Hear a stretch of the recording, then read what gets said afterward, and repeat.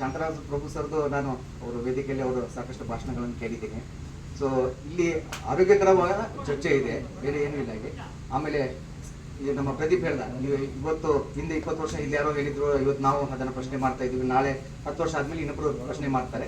So ಇದು ಸ್ವಾಭಾವಿಕವಾಗಿ, ಆದರೆ ಆರೋಗ್ಯಕರವಾದ ಚರ್ಚೆ ಆಗಬೇಕು. ಇಲ್ಲಿ ನೋಡಿ, ಈಗ ಮೊಟ್ಟ ಮೊದಲನೇದಾಗಿ ಪ್ರದೀಪ್ ಅವರು ಹೇಳಿದ್ರು, ತುಂಬ ಜನ ಹೇಳಿದ್ರು, ಇದನ್ನು ನಾವು ಕಂಡು ಹಿಡಿದಿದ್ದಲ್ಲ.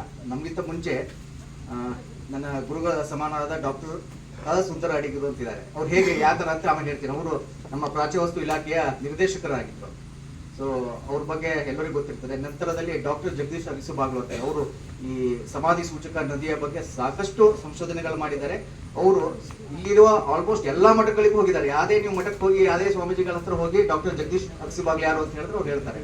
ಹಿಂದೆ ಕವಳಿದುರ್ಗದ ಸ್ವಾಮೀಜಿಗೆ ಬಹಳ ನಿಕಟವರ್ತಿಗಳಾಗಿದ್ರು ಅವರು. ಬಹುಶಃ ಅವ್ರ ಹತ್ರ ಸಿಗುವ ತಾಮ್ರ ಶಾಸನಗಳು ಏನೇ ಸಿಕ್ಕಿದ್ರು ಫಸ್ಟ್ ಡಾಕ್ಟರ್ ಜಗದೀಶ್ ಅವರಿಗೆ ತೋರಿಸಿ ಆಮೇಲೆ ಮುಂದುವರಿತಾ ಇದ್ರು. ಅದೇ ತರ ನಮ್ಮ ಅನಂತಪುರದ ಬೆಕ್ಕಿಟ್ಕಲ್ ಮಠ ಸ್ವಾಮೀಜಿ ಅಷ್ಟೇ, ಇವತ್ತಿಗೂ ಸಹ ಅವ್ರ ಹತ್ರ ಏನೇ ಸಿಕ್ಕಿದ್ರು ಅದನ್ನು ಮೊಟ್ಟ ಮೊದಲು ಅವರು ಫೋನ್ ಮಾಡಿದ ಯಾರಿಗೆ ಅಂದ್ರೆ ಡಾಕ್ಟರ್ ಜಗದೀಶ್ ಅರಸುಬಾಗ್ಲು. ಅದೇ ರೀತಿಯ ಗದಗಿನ ಡಂಬಲ್ ಮಠದ ಸ್ವಾಮೀಜಿಗಳಿರ್ಬೋದು, 3000 ಮಠದ ಸ್ವಾಮಿಗಳಿರ್ಬೋದು, ಇತ್ತೀಚೆಗೆ ಅಶೋಕ್ ಡೊಂಬ್ಲೂರ್ ಅಂತೇಳಿ ಅವರು ವೀರಶೈವ ಲಿಂಗಾಯತರ ಸಾಕಷ್ಟು ತಾಳೆಗರಿಗಳನ್ನ ಡಿಜಿಟಲ್ ಮಾಡ್ತಾ ಇದ್ದಾರೆ. ಅವರಿಗೂ ಸಹ ಆಪ್ತರಿದ್ದಾರೆ. ಸೊ ಅವ್ರಿಗೆ ನಾವು ಏನಾದ್ರು ಕೇಳಿದ್ರೆ, ವೀರಶೈವ ಸಮಾಜದವ್ರಿಗೆ ಕೇಳಿದ್ರೆ, ನೀವು ಯಾರಿಗೆ ಇದನ್ನ ಕೇಳ್ಕೊಂಡು ವೆರಿಫೈ ಮಾಡ್ತೀರಾ ಅಂದ್ರೆ ಅವ್ರು ಫಸ್ಟ್ ಫೋನ್ ಮಾಡೋದೇ ಡಾಕ್ಟರ್ ಜಗದೀಶ್ ಅರಸುಬಾಗ್ಲು. ಅವ್ರು ಇವತ್ತು ಬರ್ತಾ ಇದ್ರು, ಆದ್ರೆ ಅವರಿಗೆ ಆರೋಗ್ಯದ ಬಹಳಷ್ಟು ಸಮಸ್ಯೆ ಇದೆ. ಸೊ ಮುಂದಿನ ದಿನಗಳಲ್ಲಿ ಅವರಿಗೆ ಎಲ್ಲ ಚೆನ್ನಾಗಾದ್ರೆ ಅವರು ಬರ್ತಾರೆ. ಸೊ ಅದರ ತರ ದಿವಂಗತ ಜೈನ್ಕೇರಿ ಸರ್ ಅವರು ಸಾಕಷ್ಟು ಇದು ಮಾಡಿದ್ದಾರೆ, ಅವರು ಬರ್ತಿದ್ದಾರೆ. ಎಲ್ಲಕ್ಕಿಂತ ಪ್ರಮುಖವಾಗಿ ಗುಂಡಾ ಜೋಯಿಸರು. ಸೊ ಗುಂಡಾ ಜೋಯಿಸರು ಈ ನಾವೇನು ಸ್ಮಾರಕ ಅಂತ ಹೇಳ್ತಾ ಇದೀವಿ, ಅದು ಸಹ ಅವರು ರಾಣಿ ಚೆನ್ನಮ್ಮಾಜಿಯ ಗದಿಗೆ ಅಂತ ಹೇಳಿದ್ದಾರೆ. ಸೊ ಗುಂಡಾ ಜೋಯಿಸರು ಇವತ್ತಿಲ್ಲ, ಆದ್ರೆ ನಾವು ಅವ್ರನ್ನ ಪ್ರಶ್ನೆ ಮಾಡ್ಲಿಕ್ಕೂ ಹೋಗಲ್ಲ. ಸೊ ಇವೆಲ್ಲ ಎಲ್ಲಿ ಶುರು ಆಗ್ತದೆ ಅಂದ್ರೆ, ಒಂದು 10 ವರ್ಷದ ಹಿಂದೆ ಅದಕ್ಕೆ ಮೂಲ ಕಾರಣಕರ್ತರು ನಮ್ಮ ರವಿ ಬಿದ್ನೂರ್ ಸರ್. ಇಲ್ಲಿ ಏನ್ ನೀವು ಕೊಪ್ಪಳ ಮಠ ಅಂತ ಹೇಳ್ತಾ ಇದ್ದೀರಾ, ಅಲ್ಲಿ ನಿಧಿ ನಿಮ್ಗೆ ಮಾಮೂಲಿ ಗೊತ್ತು, ಎಲ್ಲ ಟೈಮಲ್ಲಿ ಅಲ್ಲಿ ಆಗಿದ್ದಾರೆ, ನಿಧಿ ಶೋಧನೆ ಮಾಡ್ತಾರೆ ಅಂತ ಹೇಳಿ ಪೊಲೀಸ್ ಕಂಪ್ಲೇಂಟ್ ಆಗ್ತದೆ. ಸೊ ಪೊಲೀಸ್ ಕಂಪ್ಲೇಂಟ್ ಆದಾಗ, ಸೊ ಅವಾಗ 2 ಜನ ತಹಸೀಲ್ದಾರ್ ಇದ್ರು. ಒಂದು ಗ್ರೇಡ್ 1 ತಹಸೀಲ್ದಾರ್ ಚಂದ್ರಶೇಖರ್ ಅಂತೇಳಿ, 2ನೇ ಗ್ರೇಡ್ 1 ಆಫೀಸರ್ ಪಟ್ರಾಜ್ ಗೌಡ್ರು ಅಂತೇಳಿ. ಸೊ ಪೊಲೀಸ್ ಕೇಸ್ ಆದಾಗ ಅವತ್ತು ಅವರಿಬ್ರು ಮತ್ತೆ ಪೊಲೀಸ್ನವರು, ಆಮೇಲೆ ಡಾಕ್ಟರ್ ಶೇಜೇಶ್ವರ್ ಅಂತೇಳಿ ಅವರು ಪ್ರಾಚ್ಯವಸ್ತು ಇಲಾಖೆಯ ಡೈರೆಕ್ಟ್ರು, ಅದರ ಜೊತೆಗೆ ಎಕ್ಸ್ಪರ್ಟ್ ಅಂತೇಳಿ ನನ್ ಕರ್ಕೊಂಡ್ ಬಂದ್ರು ಅವರು. ಸೊ ಅವತ್ತು ಕರ್ಕೊಂಡ್ ಬಂದಾಗ ಇಲ್ಲಿ ಕೊಪ್ಪಳ ಮಠಕ್ಕೆ ಕರ್ಕೊಂಡ್ ಬಂದ್ವಿ. ಸೊ ಅವತ್ತೆಲ್ಲ ನೋಡಿದ್ವಿ. ಅವತ್ತು ಎಲ್ಲರೂ ಅಂದ್ರೆ ನಮ್ಮ ಪ್ರಾಚ್ಯವಸ್ತು ಇಲಾಖೆಯವರು ಇರ್ಬೋದು, ಎಲ್ಲರೂ ಇರ್ಬೋದು, ಇಲ್ಲ ಸರ್ ಇದು ಈ ಅಲ್ಲಿರೋ ಸಮಾಧಿಗಳನ್ನು ನಾವು ಸೇವ್ ಮಾಡ್ಬೇಕು ಏನ್ ಮಾಡ್ಬೇಕು, ಅದಕ್ಕಾದ್ರೆ ಒಂದು ಕಾಯಮವಾಗಿ ಒಂದು ಪಾಣಿ ಮಾಡಿಸ್ಕೊಡ್ಬೇಕು, ಅದು ಅರಣ್ಯ ಇಲಾಖೆ ಒಳಗಿತ್ತು. ಸೊ ಅವೆಲ್ಲ ಆಯ್ತು. 8 ಎಕರೆಯನ್ನ ಡಾಕ್ಟರ್ ಚಂದ್ರಶೇಖರ್ ಪಟ್ರಾಜ್ ಗೌಡ್ರು ಅದನ್ನ ಅರಣ್ಯ ಇಲಾಖೆಯಿಂದ ತೆಗೆದು ಅದಕ್ಕೆ 8 ಎಕರೆನ ಅದನ್ನ ಕೊಪ್ಪಳ ಮಠ ಅಂತ ಮಾಡ್ತಾರೆ. ಅವತ್ತು ಚಂದ್ರಶೇಖರ್ ಅವರು ಅವ್ರ ಆಫೀಸಲ್ಲಿ ಇದ್ದಾಗ ಒಂದು ನನಗೆ ತಲೆಗೆ ಹುಳ ಬಿಟ್ರು. ಏನಂದ್ರೆ, ಶರ್ಮಾ ಅವರು ಒಂದ್ ಸ್ವಲ್ಪ ಇಲ್ಲಿ ನನ್ನ ಪಕ್ಕದಲ್ಲಿ ಬನ್ನಿ ಅಂತ ಹೇಳಿದ್ರು. ಇದು ಏನು ನೀವು ಕರ್ಕೊಂಡು ಹೋಗಿದ್ರಲ್ಲ, ಒಂದು 3-4 ಸರಿ ಹೋಗಿ ಮಾಜಾಡ್ ಮಾಡಿ ಬಂದ್ರಲ್ಲ, ನಿಮ್ ಪ್ರಕಾರ ಏನು ಅಂತ ಹೇಳಿದ್ರು. ಸರ್ ಅದು ಕೊಪ್ಪಳ ಮಠ ಅಂತ ಹೇಳಿದ್ರು. ಯಾರು ಹೇಳಿದ್ರು ಅಂತ ಕೇಳಿದ್ರು ನನಗೆ. ಸರ್ ಅಲ್ಲಿ ದಿವಂಗತ ಶಂಕರನಾರಾಯಣ ಅವ್ರು ಹೇಳಿದ್ದಾರೆ ಅಂತ ಹೇಳಿ. ಆಯ್ತು ಬಿಡಿ, ಅದು ನೀವು ಒಪ್ತೀರಾ ಕೊಪ್ಪಳ ಮಠ ಅಂತ ಹೇಳಿ ಅಂತ. ನಮ್ಮ ರೆವಿನ್ಯೂ ರೆಕಾರ್ಡ್ ಅಲ್ಲಿ ಏನಿದೆ ಅಂತ ಕೇಳಿದ್ರು. ಸೊ ನನ್ಗೆ ಗೊತ್ತಿಲ್ಲ ಅಂದಿರ, ನೀವೇ ಹೇಳ್ಬೇಕು, ಕಂದಾಯ ಇಲಾಖೆ. ನೋಡಿ ಶರ್ಮಾ ಅವರೇ, ನಮ್ಮ ರೆವಿನ್ಯೂ ರೆಕಾರ್ಡ್ ಅಲ್ಲಿ ಅದಕ್ಕೆ ದೇವಪ್ಪನ ಮಠ ಅಂತ ಹೇಳ್ತಾರೆ, ನೀವು ಕೊಪ್ಪಳ ಮಠ ಎಲ್ಲಿಂದ ತಗೊಂಡು ಬಂದ್ರಿ ಅಂತ ಹೇಳಿದ್ರು. ಆಮೇಲೆ ಇನ್ನೊಂದು ಪ್ರಶ್ನೆ ಹೇಳಿದ್ರು, ಸರ್ ಏನೋ ವ್ಯತ್ಯಾಸ ಆಗಿರ್ಬೋದು ಅಂತ ನಾನೇ ಹೇಳಿದೆ. ನಾನು ಯಾಕಂದ್ರೆ ಅದ್ರೊಳಗೆ ಅಷ್ಟು ಅಧ್ಯಯನ ಮಾಡಿರ್ಲಿಲ್ಲ ಆ ಟೈಮಲ್ಲಿ. ಅವ್ರಂದ್ರು, ಸರ್ ಈಗ 10 ಗದಿಗೆಗಳಿದಾವಲ್ಲ, ರಾಜಮನೆತನದಲ್ಲಿ ಎಷ್ಟು ಜನ ಅವ್ರಿಗೆ ಹೆಂಡರಿದ್ರು, ಎಷ್ಟು ಜನ ಮಕ್ಳಿದ್ರು, ಅವ್ರದ್ದೆಲ್ಲ ಸಮಾಧಿ ಎಲ್ಲಿದೆ ಅಂತ ಕೇಳಿದ್ರು. ನನಗೆ ಅವತ್ತೇನು ಆನ್ಸರ್ ಮಾಡ್ಲಿಕ್ಕೆ ಆಗ್ಲಿಲ್ಲ, ಸುಮ್ಮನೆ ತಲೆ ಕೆತ್ತಂತ ಕೂತ್ಕೊಂಡೆ. ಅವರಂದ್ರು, 10 ಗದಿಗೆ ಅಲ್ಲ ಸರ್, ಉಳಿದವ್ರದ್ದು ಎಲ್ಲಿದೆ ಅಂದ್ರೆ, ನಿಮ್ಗೆ ಕೆಳದಿ ರಾಜರು ಅವರು ತಮ್ಮ ಬೇರೆ ಹೆಂಡತಿಗಳನ್ನ ಮಕ್ಕಳನ್ನ ಅವ್ರನ್ನ ಎಲ್ಲಿ ಉಳ್ತಾ ಇದ್ರು ಅಂತೇಳಿ ಸ್ವಲ್ಪ ಯೋಚನೆ ಮಾಡಿ ಅಂತ ಹೇಳಿ ಒಂದು ಹುಳ ಬಿಟ್ಟು ಹೋದ್ರು. ಅವ್ರು ಏನು ಅಂದ್ರೆ ಆರೋಗ್ಯಕರವಾದ ಚರ್ಚೆ ಅದು. ನಂತರದ ದಿನಗಳಲ್ಲಿ ನಾನು ಇದನ್ನ ಶುರು ಮಾಡ್ಕೊಂಡೆ. ಅಂದ್ರೆ ಯಾರು ಇದನ್ನ ಮೊಟ್ಟ ಮೊದಲ ಬಾರಿಗೆ ಇದನ್ನ ಕೊಪ್ಪಳ ಮಠ ಅಂತ ಹೇಳಿದ್ರು ಅಂತೇಳಿ. ಸೊ ನನಗೆ ಆಕ್ಚುಲಿ ಅವರನ್ನ ಭೇಟಿ ಆಗಿಲ್ಲ, ಯಾಕಂದ್ರೆ ನಾನು ಈ ಕ್ಷೇತ್ರಕ್ಕೆ ಬರೋಕ್ಕಿಂತ ಮುಂಚೆನೆ ಅವರು ಶಿವೈಕ್ಯ ಆಗಿದ್ರು. ಆದ್ರೆ ಗುರುರಾಜ್ ಕಲ್ಲಾಪುರ ಸರ್ ಇರ್ಬೋದು, ಆಮೇಲೆ ನಮ್ಮ ಅಮರಾಯ ಮಠ ಸರ್, ಎಲ್ಲರೂ ಅವ್ರ ಬಗ್ಗೆ ಬರ್ತಿದ್ದಾರೆ. ಅವ್ರದ್ದು ಸಾಕಷ್ಟು ಪುಸ್ತಕಗಳು ಸಿಗ್ತವೆ. ಸೊ ಮೊಟ್ಟ ಮೊದಲ ಬಾರಿಗೆ ಅದನ್ನ ಕೊಪ್ಪಳ ಮಠ ಹಾಗೂ ಕೆಳದಿಯ ಸಮಾಧಿಗಳು ಅಂತ ಹೇಳಿ ಅದನ್ನ ಫಸ್ಟ್ ಕಂಡುಹಿಡಿದಿದ್ದೆ ದಿವಂಗತ ಶ್ರೀ ಶಂಕರನಾರಾಯಣ ಅವರು. ಕರೆಕ್ಟ್ ಅಲ್ಲ ಸರ್? ಸೊ ಅವ್ರು ಏನ್ ಮಾಡ್ತಾರೆ ಅಂದ್ರೆ, ಇದನ್ನ ಕೊಪ್ಪಳ ಮಠ, ಇದು 10 ಗದಿಗೆಗಳು ಅಂತ ಹೇಳಿ. ಸೊ ಅದ್ರೊಳಗೆ ಏನು ರೆಫರೆನ್ಸ್ ಇರಲ್ಲ ಅವ್ರೇನು, ಯಾಕಂದ್ರೆ ಒಂದು ಪೇಪರ್ ಅಲ್ಲಿ ಒಂದು ಮ್ಯಾಗಝಿನ್ ಅಲ್ಲಿ ಬರ್ತದೆ. ನಂತರದಲ್ಲಿ ಅದನ್ನ ಯಥಾವತ್ತವಾಗಿ ನಮ್ಮ ಅನಂತಪುರ ಸ್ವಾಮಿಯವರು ಒಂದು ಸಮಾವೇಶ ಮಾಡಿದಾಗ ಅಲ್ಲಿ ಏನು ಲೇಖನ ಇದೆ ಯಥಾವತ್ತವಾಗಿ ಅವರು ಅಲ್ಲಿ ಪ್ರಕಟಣೆ ಮಾಡ್ತಾರೆ. ಅಲ್ಲೂ ಸಹ ಯಾವ್ದೋ ರೆಫರೆನ್ಸಸ್ ಬರಿಲ್ಲ, ಅಂದ್ರೆ ನೀವು ಎಲ್ಲಿಂದ ತಗೊಂಡು ಬಂದ್ರಿ ಅಂತೇಳಿ ಅಂತ. ಸೊ ಇಲ್ಲಿ ವಿಶೇಷ ಏನಂದ್ರೆ, ನಾವು ಯಾರಿಗಾರು ಕೇಳಿದ್ರು ಎಲ್ಲರೂ ನಾವು ಬೆಟ್ ಮಾಡಿ ತೋರಿಸಿದ್ದು ಕೆಳದಿನ ರೂಪಾಯಿ ವಿಜಯಕ್ಕೆ. ಇಲ್ಲಿ ಕೆಳದಿನ ರೂಪಾಯಿ ವಿಜಯ ಏನಾಗಿದೆ, ಶ್ಯಾಮಶಾಸ್ತ್ರಿಗಳು ಬರೆದಿದ್ದಾರೆ. ಒಂದು 21ರಲ್ಲಿ ಬರೆದ್ರು, ಒಂದು 23ರಲ್ಲಿ ಬರೆದ್ರು. ಅದೇ ತಾಳೆಗರಿ ಹಿಡ್ಕೊಂಡು ನಮ್ಮ ಗುಂಡಾಜಯಸರು ಕರ್ನಾಟಕ ಸಾಹಿತ್ಯ ಪರಿಷತ್ತಿಂದ 76ರಲ್ಲಿ ಅದನ್ನು ಪ್ರಕಟಣೆ ಮಾಡ್ತಾರೆ. ಇಲ್ಲಿ ವಿಶೇಷ ಏನಂದ್ರೆ ಆ ತಾಳೆಗರಲ್ಲಿ ಏನು ಶ್ಲೋಕಗಳು ಬರೆದಿದ್ದಾರೆ, ನಮ್ಮ ಗುಂಡಾಜಯಸರು ಬರ್ದಿರೋದಿರ್ಬೋದು, ಶ್ಯಾಮಶಾಸ್ತ್ರಿಗಳು ಬರ್ದಿರೋದಿರ್ಬೋದು, ಯಥಾವತ್ತಾಗಿ ಸೇಮ್ ಟು ಸೇಮ್ ಇದೆ. ವ್ಯತ್ಯಾಸ ಬರೋದು ಎಲ್ಲಿ ಅಂದ್ರೆ ಫುಟ್ ನೋಟ್ಸ್ ಅಲ್ಲಿ.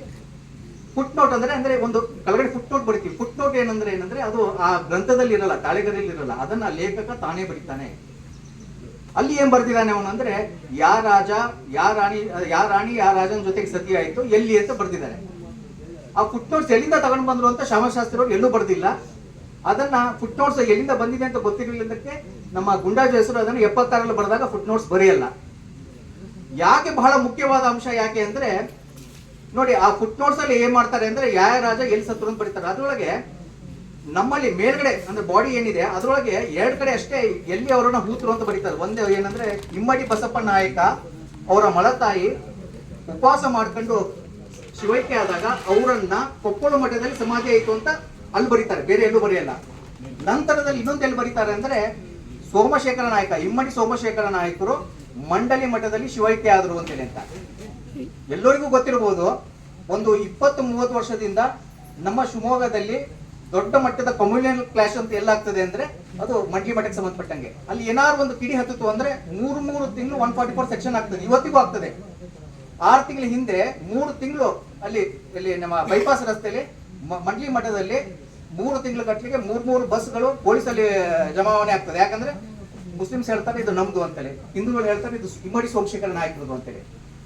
ಅವತ್ತು ಕೋರ್ಟ್ ಏನ್ ಮಾಡ್ತದೆ ಅಂದ್ರೆ ಅವತ್ತಿನ ಪ್ರಾಚ್ಯವಸ್ತು ಇಲಾಖೆ ಡೈರೆಕ್ಟರ್ ಏನಿದ್ದಾರೆ ಡಾಕ್ಟರ್ ಸುಂದರ್ ಅವರವರಿಗೆ ಇದನ್ನ ಜವಾಬ್ದಾರಿ ಕೊಡ್ತಾರೆ. ನೀವು ಕೆಳದಿನ ಉಪಯೋಜನ ಓದಿ ಇಲ್ಲಿ ಮಂಡ್ಲಿ ಮಠದಲ್ಲಿ ಸೋಮಶೇಖರ ನಾಯಕರ ಸಮಾಧಿ ಆಯ್ತಾ ಅಂತ ಹೇಳಿ ಇರ್ತಾರೆ.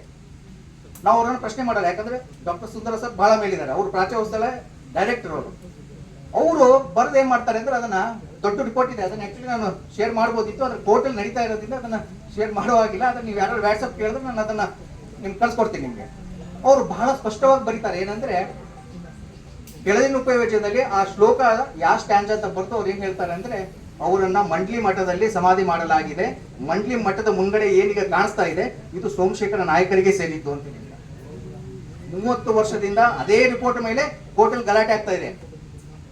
ಅದೇ ಕೆಳಗಡೆ ಫುಟ್ ನೋಟ್ ಅಲ್ಲಿ ನಮ್ಮ ಶ್ಯಾಮಶಾಸ್ತ್ರಿ ಏನ್ ಬರೀತಾರೆ, 2 ದಿನ ನಂತರದಲ್ಲಿ ಅವರ ಏನು ಸಮಾಧಿಯಿಂದ ಅವರನ್ನ ಬಾಡಿಯನ್ನ ತೆಗೆದು ತಂದು ಬಿದ್ನೂರು ಕೊಪ್ಪಳ ಮಠದಲ್ಲಿ ಸಮಾಧಿ ಮಾಡಲಾಯಿತು ಅಂತೇಳಿ.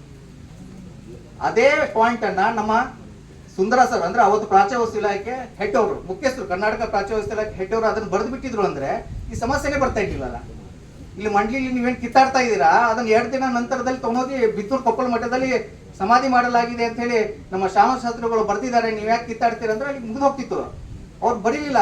ಆಮೇಲೆ ಅವ್ರು ಒಂದಿನ ನಾನು ಹೋಗಿ ಕೇಳ್ದಾಗ ಹೇಳ್ತಾರೆ ನಾನು ಫುಟ್ ನೋಟನ್ನು ಎಕ್ಸೆಪ್ಟ್ ಮಾಡಿಲ್ಲ, ಫುಟ್ ನೋಟ್ ಎಲ್ಲಿಂದ ಬಂದಿದೆ ಕೇಳಿದ್ರೆ ನನಗೆ ನಿನಗೆ ಗೊತ್ತಿದ್ರೆ ನಾನು ತಂದು ಕೊಡು, ನಾನು ಅದನ್ನು ಬರಿತೀನಿ ಅಂತ. ನನಗೂ ಸಿಕ್ಕಿಲ್ಲ, ಅವರಿಗೂ ಸಿಕ್ಕಿಲ್ಲ, ಅವ್ರ ಮುಖ್ಯಸ್ಥರು ಅವರಿಗೆ ಇಲ್ಲಿ ಬಿಡಿ ನಾವು ಅದನ್ನೇ ಒಪ್ಕೊಳ್ಳೋಣ ಆಯ್ತು, ಒಂದು ಪಕ್ಷ ಆಯ್ತು ಕೊಪ್ಪಳ ಮಠದಲ್ಲಿ ಅಂತೇಳಿ. ಈ ವಿಶೇಷ ಏನಂದ್ರೆ ನಮ್ಮ ಕೆಳದಿನ ಉಪಯೋಜದಲ್ಲಿ ನೋಡಿದಾಗ 2 ಜನ ರಾಜರದು ಫುಟ್ ನೋಟ್ ಹಿಡ್ಕೊಂಡು ಹೇಳ್ತಾ ಇದ್ದೀನಿ, 2 ಜನ ರಾಜರದು ಎಲ್ಲಿ ಸಮಾಧಿ ಆಯ್ತು ಅಂತ ಬರ್ದಿಲ್ಲ. ಒಂದು ವೆಂಕಟಪ್ಪ ನಾಯಕ ಯಾವ ವರ್ಷ ಶಿವೈಕ್ಯ ಆದ್ರು ಅಂತ ಬರ್ದಿದ್ದಾರೆ ಬಿಟ್ರೆ ಫುಟ್ ನೋಟ್ ಅಲ್ಲಿ ವೆಂಕಟಪ್ಪ ನಾಯಕರು ಅವರನ್ನ ಎಲ್ಲಿ ಸಮಾಧಿ ಮಾಡ್ತಾರೆ ಅಂತ ಬರ್ದಿಲ್ಲ. 2ನೇದು ಚೆನ್ನಮ್ಮಾಜಿಯವರ ಗಂಡ ಅಂದ್ರೆ ಸೋಮಶೇಖರ ನಾಯಕರು ನಮ್ಮ ಬಸವನ ಬ್ಯಾನದಲ್ಲಿ ಅವರ ಮೇಲೆ ಅಟ್ಯಾಕ್ ಆಗಿ ಅವ್ರನ್ನ ಅಲ್ಲಿ ಹತ್ಯೆ ಮಾಡ್ತಾರೆ ಅಂತ ಬರ್ದಿದ್ದಾರೆ ಬಿಟ್ರೆ ಅವರನ್ನ ಕೊಪ್ಪಳ ಮಠದಲ್ಲಿ ಮಾಡ್ತಾರೋ ಬೇರೆ ಯಾವ ಮಠದಲ್ಲಿ ಹೂಡ್ತಾರೋ ಅಂತ ಎಲ್ಲೂ ಬರ್ದಿಲ್ಲ. ಸೊ 2 ರಾಜರ ಬಗ್ಗೆ ನಾವು ಎಲ್ಲೂ ಬರ್ದಿಲ್ಲ. ಇಲ್ಲಿ ವಿಶೇಷ ಅವತ್ತು ಚಂದ್ರಶೇಖರ್ ತಹಸೀಲ್ದಾರ್ ಹೇಳ್ದಂಗೆ ಎಷ್ಟೋ ಜನ ರಾಣಿ ಇದ್ರಲ್ಲ, ಸೊ ಅವ್ರದ್ದು ಎಲ್ಲಿ ಇದು ಮಾಡಿದ್ದಾರೆ ಅಂತೇಳಿ. ಅದಕ್ಕಿಂತ ಮುಂಚೆ ನಾನು ಹೊಸಬ ಬಿಡಿ, ಇಲ್ಲಿ ಹಿಂದೆ ಈ ಊರ್ನವರು ಈ ಪ್ರದೇಶವನ್ನು ಏನಂತ ಕರೀತಾ ಇದ್ರು, ಕಲ್ಮಠ ಅಂತ ಕರೀತಿದ್ರು ಅಥವಾ ಕೊಪ್ಪಳ ಮಠ ಅಂತ ಕರೀತಿದ್ರು ಅಥವಾ ಗದ್ದೆ ಅಂತ ಕರೀತಿದ್ರು, ಏನು ಅಂತ ಕಂಡುಹಿಡಿಬೇಕಲ್ಲ. ಸೊ ಇದಕ್ಕೆ ನೋಡಿ ಈಗ ಹಳೆ ತಲೆಮಾರು ಯಾರು ಸಿಗಲ್ಲ, ಆದ್ರೆ ಒಂದಿಷ್ಟು ಪುಸ್ತಕಗಳನ್ನು ಬರ್ದಿರ್ತಾರೆ. ಸೊ ಅದನ್ನ ನಿಮ್ಗೆ ನಾನು ಅದನ್ನ ಓದಿ ಹೇಳ್ತೀನಿ, ನೀವೇ ಅದನ್ನ ಡಿಸೈಡ್ ಮಾಡ್ಕೊಳ್ಳಿ.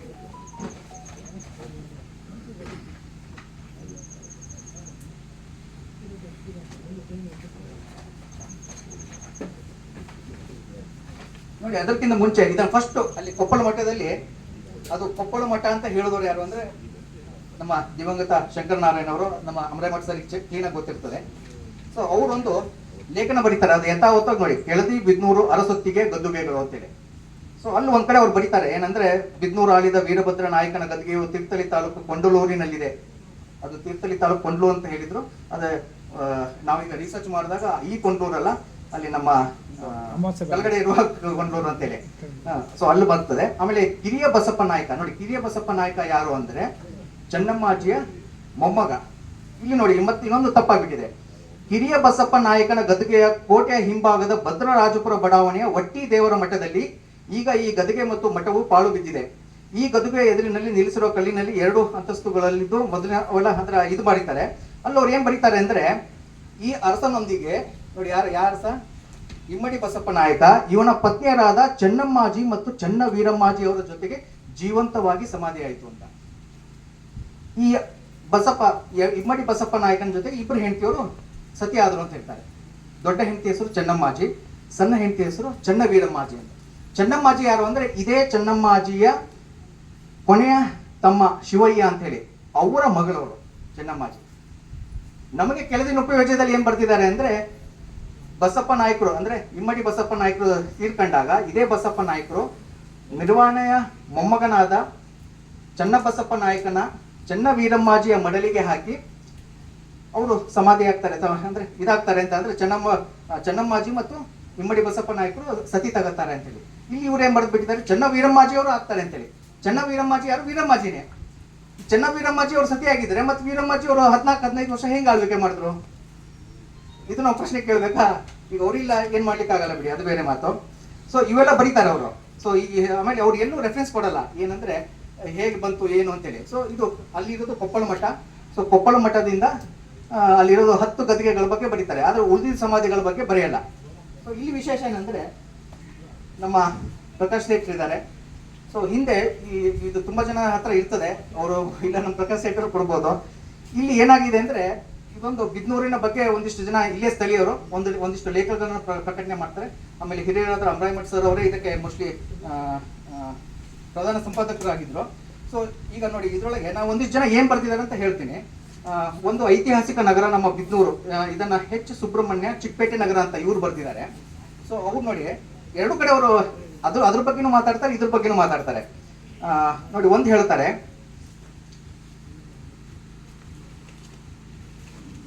ಸೋಮವಾರಪೇಟೆದು ನಿಮ್ಮನೆ ಹತ್ರ ಇರೋದು ಬಸವನ ದೇವಸ್ಥಾನ ಬಗ್ಗೆ ಅವರು ಬರೀತಾರೆ. ಬಸವನ ದೇವಸ್ಥಾನ ತುಂಬಾ ಚೆನ್ನಾಗಿದೆ. ಹಾಗೆ ಬಿದ್ನೂರಿನ ಅರಸರ ಸಮಾಧಿಗಳ ಬಗ್ಗೆ ಬರೆಯಬೇಕಾದ್ರೆ ಅವ್ರು ಹೇಳ್ತಾರೆ, ಇವರಲ್ಲಿ ಇಮ್ಮಡಿ ಸೋಮಶೇಖರ ನಾಯಕನ ಮಂಡ್ಲಿ ಮಠದಲ್ಲಿ ಅವ್ರದ್ದು ಇದಾಯ್ತು, ಆದ್ರೆ ಉಳಿದವ್ರದ್ದೆಲ್ಲ ಇವೇನು ಕೊಪ್ಪಳ ಮಠ ಅಂತ ಹೇಳ್ತೀರಾ ಅಲ್ಲಾಗಿದೆ ಅಂತ ನಮ್ಮ ಇವ್ರು ಬರೀತಾರೆ. ಯಾರು ಸರ್? ಸುಬ್ರಹ್ಮಣ್ಯ ಸರ್ ಬರೀತಾರೆ. ಅಲ್ಲೇ ಮುಂದುವರೆದು ಒಂದು ಭಾಗ ಅವ್ರು ಬರೀತಾರೆ,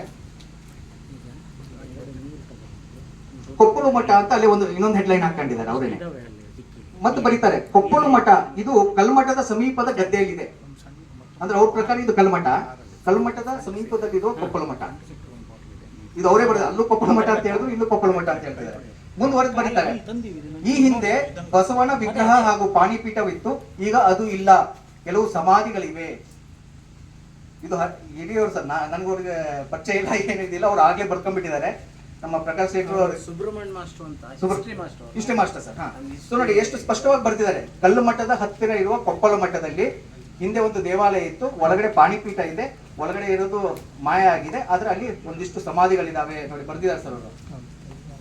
ಇಲ್ಲಿ ಕೆಲವು ಸಮಾಧಿಗಳಿವೆ ಅಂತೇಳಿ. ಸೊ ಅವ್ರು ಅಲ್ಲ, ಅವ್ರು ಇಲ್ಲಿ ಹೇಳಿದ್ದಾರೆ ಸರ್, ಕೊಪ್ಪಳ ಮಠದಲ್ಲಿ.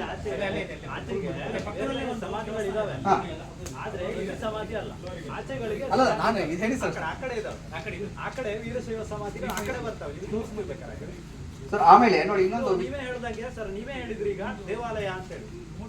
ಅಲ್ಲ ಇಲ್ಲ, ನಾನು ಹೇಳಿದ್ದೀನಿ, ಅದು ಹೇಳಿ ವಾಪಸ್ ಓದಿ ಹೇಳ್ತೀನಿ. ಕೊಪ್ಪಳ ಮಠ ಇತ್ತು ಕಲ್ಮಠದ ಸಮೀಪ ಗದ್ದೆಯಲ್ಲಿದೆ. ಈ ಹಿಂದೆ ಬಸವ ವಿಗ್ರಹ ಹಾಗೂ ಪಾಣಿಪೀಠವಿತ್ತು, ಈಗ ಅದು ಇಲ್ಲ, ಕೆಲವು ಸಮಾಧಿಗಳಿವೆ. ಅದಕ್ಕಿಂತ ಮೊದಲು ಕೂಡ ಒಂದು ದೇವಾಲಯ ಇದೆ ಅಂತ ಓದಿದ್ರಿ. ಇಲ್ಲ, ಇಲ್ಲಿ ಹಾಗಿದೆ. ಅದು ಇಲ್ಲಿದಲ್ಲ, ಅಲ್ಲಿದ್ದು ಬಸವನ ದೇವಸ್ಥಾನ, ಬಸವನ ದೇವಸ್ಥಾನ ಮನೆ ಹತ್ರ ಸರ್, ನಿಮ್ಮ ಮನೆ ಹತ್ರ. ನೆಕ್ಸ್ಟ್ ಓದಿ, ಇಲ್ಲಿ ಹೇಳಿದ್ರಲ್ಲ ಸರ್. ಈಗ ಅಲ್ಲ, ಇದನ್ನ ನಿಮ್ಗೆ ಕೊಡ್ಬೇಕಾದ್ರೆ ನಿಮ್ಮ ಹತ್ರ ಇರ್ತದೆ ಸರ್. ಆಮೇಲೆ ಬೈಸೆ ಬಗ್ಗೆ ನಮ್ಮ BK ಸೀತಾರಾಮ ಬಂಗ್ಲೆ ಗದ್ದೆ ಅವರು ಬರಿಬೇಕಾರೆ ಅವ್ರು ಬರೀತಾರೆ ಏನಂದ್ರೆ, ಒಂದು ಪ್ರಮುಖವಾದ ಅಂಶ ಬರೀತಾರೆ ಏನಂದ್ರೆ, ನಮ್ಮ ದಿವಂಗತ ನಮ್ಮ ಶಂಕರನಾರಾಯಣ ಅವರು ಇದ್ರ ಬಗ್ಗೆ ಮಾಡಿ ಶಿವಮೊಗ್ಗದಿಂದ ಇನ್ನೊಬ್ರು ಇತಿಹಾಸಕಾರರನ್ನ ಕರೆಸಿ ಅವ್ರ ಮುಖೇನ ಇದನ್ನ ಮತ್ತೆ ರೀಸರ್ವೆ ಮಾಡಿಸಿದ್ದಾರೆ. ಯಾರು ಅವರು ಇನ್ನೊಬ್ರು ಇತಿಹಾಸಕಾರರು ಅಂದ್ರೆ ರಾಮ್ ಭಟ್ರು ಅವರು ನಮ್ಮ ಶಿವಮೊಗ್ಗದವರು. ಸೊ ರಾಮ್ ಭಟ್ರನ್ನ ಹುಡ್ಕೊಂತ ಹೋದಾಗ ಅವ್ರು ಏನ್ ಹೇಳ್ತಾರೆ ಅಂತ ನಾವು ಅದನ್ನ ನೋಡ್ಬೇಕಲ್ಲ. ಸೊ ರಾಮ್ ಭಟ್ರು ಇದ್ರ ಬಗ್ಗೆ ಬರೆದು ಒಂದು ಇತಿಹಾಸ ಸಮ್ಮೇಳನದಲ್ಲಿ ಮಂಡನೆ ಮಾಡ್ತಾರೆ. ಅದು ತುಂಬಾ ಅದ್ಭುತವಾಗಿ ಮಂಡನೆ ಮಾಡ್ತಾರೆ. ಅದನ್ನ ನಾವು ಹೇಳಬೇಕಾಗ್ತದೆ ಈ ಸಮಯದಲ್ಲಿ.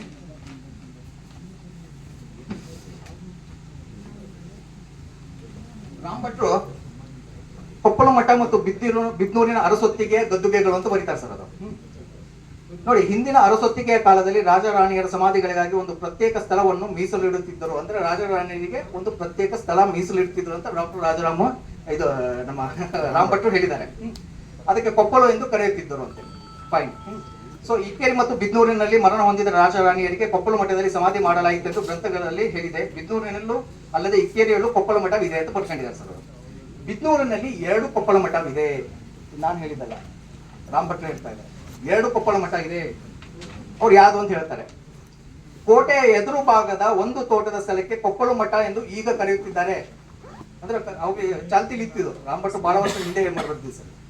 ಏನ್ ಹೇಳ್ತಾ ಇದ್ದಾರೆ ಅಂದ್ರೆ, ಎದುರು ಭಾಗದಲ್ಲಿ ಒಂದು ತೋಟ ಇದೆ. ತೋಟ ಅಂದ್ರೆ ನಾವೇನ್ ನಿಂತಿದೀವಿ ಎಲ್ಲ ತೋಟ ಏನಿದೆ ಇದು ಇಲ್ಲಿ ಕೊಪ್ಪಳ ಮಠ ಅಂತ ಹೇಳ್ತಾ ಇದ್ರು. ಈ ತೋಟವು ಈಗ ಹೊಸದಾಗಿ ನಿರ್ಮಾಣವಾಗಿದೆ ಸರ್. ಅವಾಗ ಹೊಸದಾಗಿ ಆಗಿತ್ತು ಆಯ್ತಾ. ಇಲ್ಲಿ 2 ಪುಟ್ಟ ಶಿವಾಲಯಗಳಿದೆ ಅಂತ ಬರ್ತಿದ್ದಾರೆ. ಇದು ಶಿವಾಲಯ ಅಂತ ಬರ್ತಿದ್ದಾರೆ, ಅದು ಶಿವಾಲಯ ಬರ್ತಿದ್ದಾರೆ. 2 ಸ್ವಲ್ಪ ದೂರದಲ್ಲಿದೆ.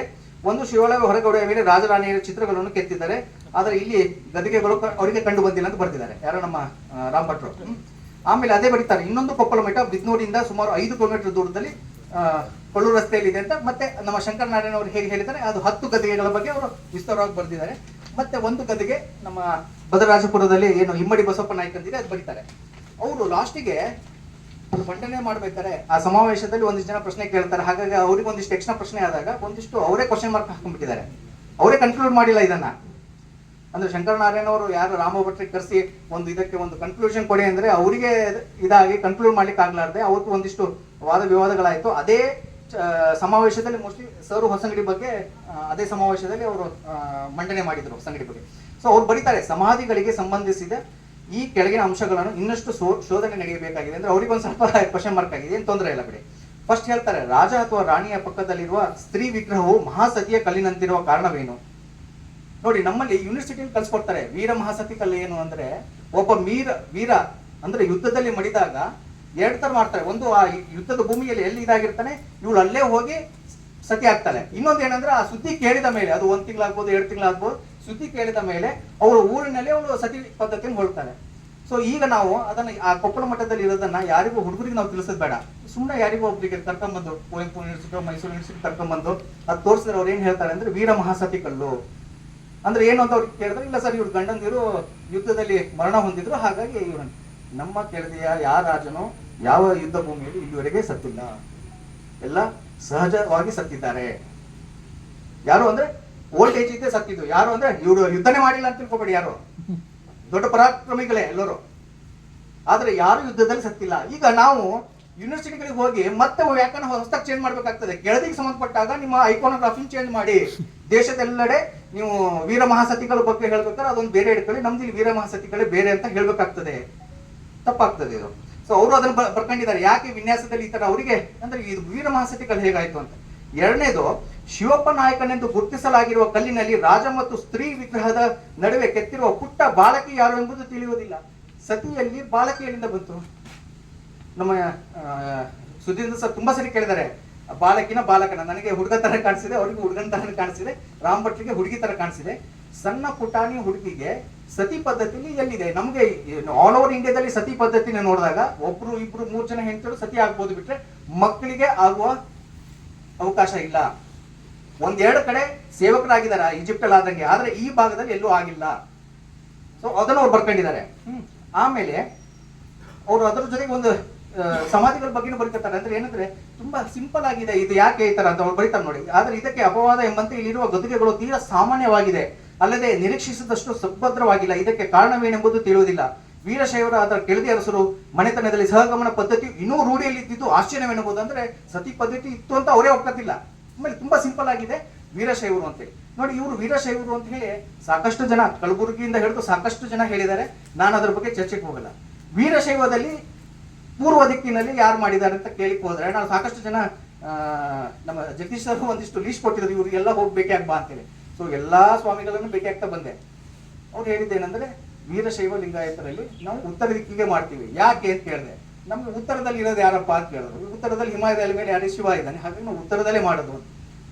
ಕೆಳದಿ ಅವರು ಇದ್ರ ಬಗ್ಗೆ ಸಾಕಷ್ಟು ಬರ್ತಿದ್ದಾರೆ. ಮರಿಯಜ್ಜ ಹಾ ಮರಿಯಜ್ಜ ಅವ್ರದ್ದು ಸಮಾಧಿ ಹಾ. ಪೂರ್ವದಲ್ಲಿ. ಅಲ್ಲ, ಇಲ್ಲಿ ನಾನು ಗುರುಗಳ ಹೆಸರು ಹೇಳ್ತಿದ್ದೆ. ಅಲ್ಲ ಇಲ್ಲಿ ಬಿಡಿ, ಗುರುಗಳ ಹೆಸರು ಹೇಳ್ತಾ ಇದ್ದೀನಿ ನಾನು. ನಾನು ಹೇಳ್ತೇನೆ, ಹಾ. ನಮ್ಮ ಗುರುಗಳ ಬಗ್ಗೆ ಅವ್ರ ಹಾ. ಗುರುಗಳಲ್ಲಿ ಅದು ಜಾತ್ರೆ ಸಹಿತ ಆಗುತ್ತೆ. Okay sir. ಹಾ ಆಯ್ತಾ, ನೀವು ಹೇಳ್ತಿರೋದು ಅದಕ್ಕೆ ನಾನು ಹೇಳ್ತೇನೆ. ಅಲ್ಲ, ನಾನು ಕನ್ಫ್ಯೂಸ್ ಮಾಡ್ತೀನಿ, ನೀವು ಅಲ್ಲಿ ಹೊರಬೇಡಿ. ಒಂದ್ ಸ್ವಲ್ಪ ನಿಲ್ಲಿ.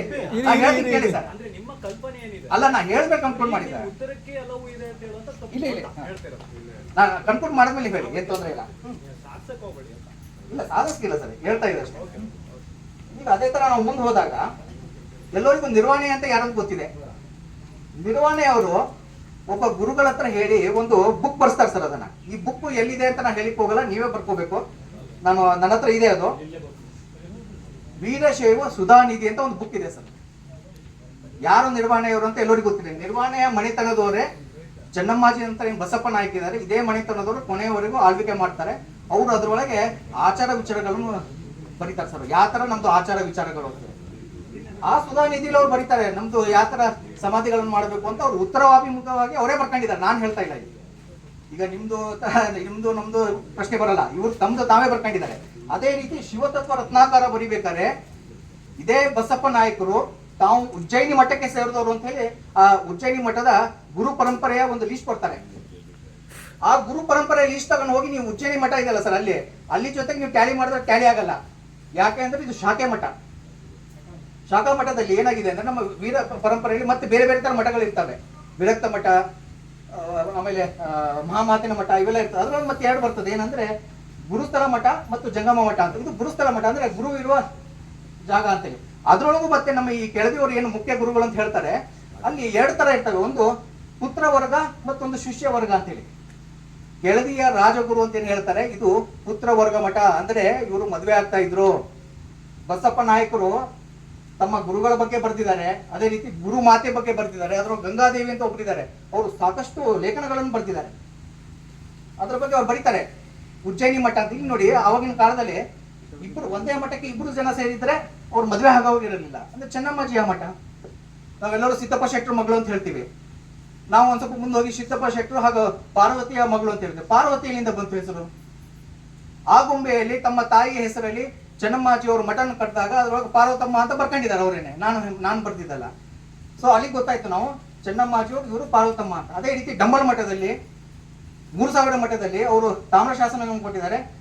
ರಾಣಿ ಚೆನ್ನಮ್ಮಾಜಿ ಹೇಳ್ತಾಳೆ, ನನ್ನ ಜನ್ಮ ಮಠ ಕಾಶಿ ಮಠ. ಚೆನ್ನಮ್ಮಾಜಿ ಅವರು ಕಾಶಿ ಮಠ, ಅವರ ಮನೆಯವರು ಉಜ್ಜಯಿನಿ ಮಠ. ಸೊ ಅಲ್ಲಿಗೆ ಕರೆಕ್ಟ್ ಆಯ್ತು. ಒಂದೇ ಮಠದವರು ಅವ್ರು ಇದು ಮಾಡಲ್ಲ. ಸೊ ಆ ತರ ಹೋದಾಗ ಆಮೇಲೆ ಉಜ್ಜಯಿನಿ ಮಠಕ್ಕೆ ನಾನು ಅಲ್ಲಿಯ ಗುರುಗಳನ್ನು ಕೇಳಿದೆ, ಸರ್ ಈ ತರ ಇದೆ ಹೇಗೆ, ಅದ್ರೊಳಗೆ ಏನಿದೆ ಅಂತ ಹೇಳಿದೆ. ನಮ್ಮಲ್ಲಿ ಗುರುಗಳನ್ನ ಶಿವನಾಗಿ ನಾವು ನೋಡ್ತೀವಿ. ಹಾಗಾಗಿ ನಮ್ಮಲ್ಲಿ ಸ್ವಾಭಾವಿಕವಾಗಿ ಯಾರು ಗುರುಗಳು ತೀರ್ಕೊಂಡಾಗ ಉತ್ತರಾಭಿಮುಖವಾಗಿ ನಮ್ಮಲ್ಲಿ ಒಂದಿಷ್ಟು ಕಡೆ ಲಿಂಗನೂ ನಾವು ಸ್ಥಾಪನೆ ಮಾಡಿದೀವಿ, ನಂದಿನೂ ಸ್ಥಾಪನೆ ಮಾಡಿದೀವಿ. ನನಗವ್ರು ಹೇಳಿದ್ರು, ನೀನು ಒಂದು ಕೆಲಸ ಮಾಡಪ್ಪ, ನಿನ್ನ ತುಮಕೂರು ಹೋಗ್ಬೇಕಾದ್ರೆ ಶಿವಗಂಗೆ ಹತ್ರ ಹಿಂಗಡೆ ಉಜ್ಜಯಿನಿ ಮಠದ ಶಾಖೆ ಮಠ ಇದೆ, ಅಲ್ಲಿ ಹೋಗು. ನಮ್ ಗುರು ಸಮಾಧಿಗಳಿದಾವೆ, ಒಂದಿಷ್ಟು ಮೇಲೆ ಲಿಂಗ ಇಟ್ಟಿದೀವಿ, ಒಂದಿಷ್ಟು ಮೇಲೆ ಸಮಾಧಿ ಇಟ್ಟಿದೀವಿ, ನಿನ್ಗೆ ಯಾರು ಬೇಕು ಫೋಟೋ ಹೊಡ್ಕೊಂಡು ಹೇಳಿದ್ರು ನನಗೆ. ಆಯ್ತು, ಅದು ಬಿಟ್ಬಿಡಪ್ಪ. ಇಲ್ಲೇ ಚೆನ್ನಮ್ಮ ವೀರಮ್ಮಾಜಿ ಅವ್ರದ್ದು ಏನೋ ಒಂದು ಫೋಟೋ ಇದೆ, ಬೇಕಾದ್ರೆ ಹೋಗಿ ಫೋಟೋ ಹೊಡ್ಕೊಂತ ಹೇಳಿದ್ರು ಅವ್ರನ್ನ. ಅಲ್ಲಿ ನೋಡಿದ್ರೆ ಸೇಮ್ ಇದೇ ತರ ಇದೆ. ನಾನು ಹೇಳಿದ್ದಲ್ಲ, ಗುರುಗಳು ಹೇಳಿದ್ದು. ಕಿತ್ತೂರಿಂದ ಇದೆ ನೋಡಿ, ಇವ್ರಿಗೆ ಗೊತ್ತಿದೆ. ಆಮೇಲೆ ಸಾಕಷ್ಟು ನಿಮ್ಗೆ ಗದಗು ಡಂಬಲ್ಲು ಎಲ್ಲಕ್ಕೆ ನೋಡಿದ್ರೆ ಅವೆಲ್ಲ ಉತ್ತರಾಭಿಮುಖ ಇರ್ತದೆ. ಫೋಟೋ ಹೊಡ್ಕೊಂತ ಹೇಳಿದ್ರು ಯಾರು ಉಜ್ಜಯಿನಿ ಮಠದ ಸ್ವಾಮಿಗಳು. ನಾನು ಏನು ಮಾತಾಡಲಿಲ್ಲ. ಡಂಬಲ್ ಮಠದ ಸ್ವಾಮಿಗಳ ಜೊತೆ ಮಾತಾಡ್ಬೇಕಾದ್ರೆ ಹೇಳಿದ್ರು, ಇಲ್ಲ ನಮ್ಮಲ್ಲಿ ಉತ್ತರಾಭಿಮುಖವಾಗೇ ಇರ್ತದೆ, ನಾವೆಲ್ಲ ಲಿಂಗಗಳನ್ನು ಇಡ್ತೀವಿ. ನಮ್ಮ ಅಭಿಮಾನಿಗಳು ಅಂದ್ರೆ ಏನು ನಮ್ಮ ರಾಜ ರಾಣಿಯವರು ಇದ್ದಾರೆ, ಅವರಿಗೆ ನಾವು ಲಿಂಗವನ್ನು ಇಡ್ತೀವಿ ಅಂತ. ಅವ್ರು ಒಂದು ನನಗೆ ಹೇಳಿದ್ರು, ನೋಡಪ್ಪ ಕೆಳದಿಯಾರ ನೆಂಟರು ಅಂತ ಏನು ಹೇಳ್ಕೊತಾರೆ, ಯಾರು ಮಡಿಕೇರಿಯ ರಾಜರು, ಮಡಿಕೇರಿ ರಾಜರ ಒಂದು ಗದಿಗೆ ನೋಡ್ಕೊಂಬ ಅಂತ ಹೇಳಿದ್ರು. ಜಗದೀಶ್ವರ ಹೇಳಿದ್ರು, ಫಸ್ಟ್ ನಿಮ್ಗೆ ಗದಿಗೆ ನೋಡ್ಕೊಂಬ ಅಲ್ಲಿ ಹೋಗಿ. ಸೊ ಅದನ್ನ ಕೂರ್ಗಲ್ಲಿ ರಾಜಾ ಟೋಮ್ ಅಂತ ನೀವು ಇವತ್ತು ನೋಡ್ಬೋದು, ಎಲ್ಲಿ ನೀವು ಗೂಗಲ್ ಮ್ಯಾಪಲ್ಲಿ ಹಾಕ್ಬೋದು. ತುಂಬಾ ಅದ್ಭುತವಾಗಿ ಕೆತ್ತನೆ ಮಾಡಿದ್ದಾರೆ. ಅಲ್ಲಿ ಹೋಗಿ ನೋಡ್ತೀನಿ, ಅಲ್ಲೂ ನಂದಿನೇ ಕೂರಿಸ್ಬಿಟ್ಟಿದ್ದಾರೆ ಒಳಗಡೆ. ತುಂಬಾ ದೊಡ್ಡದಾಗಿ ನಂದಿ ತುಂಬಾ ಚೆನ್ನಾಗಿ ಮಾಡಿದ್ದಾರೆ. ಅದೇ ರೀತಿ ಅದು ಉತ್ತರಾಭಿಮುಖವಾಗಿದೆ. ಇನ್ನೊಂದು ಕೊನೆಯ ರಾಜ ಏನಿದೆ ಅವನ ಸಮಾಧಿ ಇರೋದು ಕಾಶಿ ಮಠದಲ್ಲಿ ಜಂಗಮವಾಡಿಯಲ್ಲಿ. ಸೊ ಅದ್ರದ್ದು ಮುಖ ಯಾವ ಕಡೆ ಇದೆ ಅಂದ್ರೆ ಅದು ಉತ್ತರಾಭಿಮುಖ. ಸೊ ಎಲ್ಲೂ ವ್ಯತ್ಯಾಸ ಬರ್ತಾ ಇಲ್ಲ. ಈಗ ಇಲ್ಲೆಲ್ಲ ಉತ್ತರ ಅಭಿಮುಖವಾಗಿರುತ್ತೆ, ಅಲ್ಲಿ ಪೂರ್ವ ಇದೆ.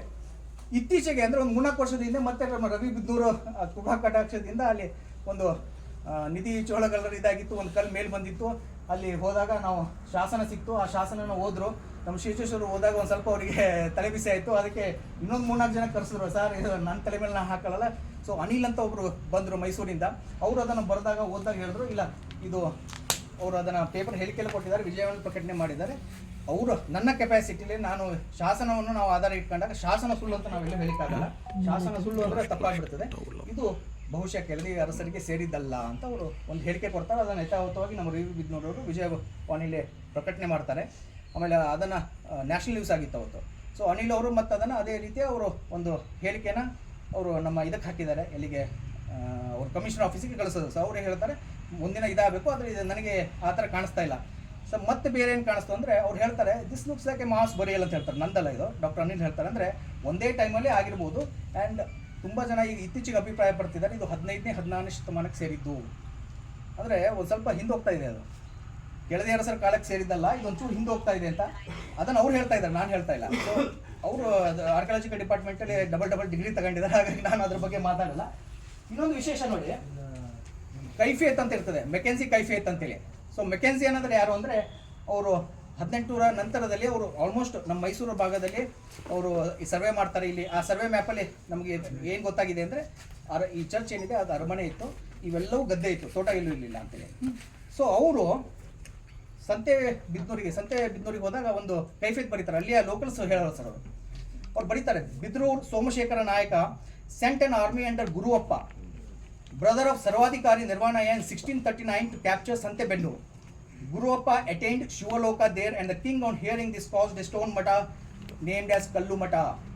So Kallu Mata is nothing but Samadhi of Guruappa, to be built there in his honor, and gifted lands fetching 40 varahas. The lands are situated in Chennagiri Sime, Lakshma Sagara village, Padmanahalli in Edatori region, and he ruled till 1684.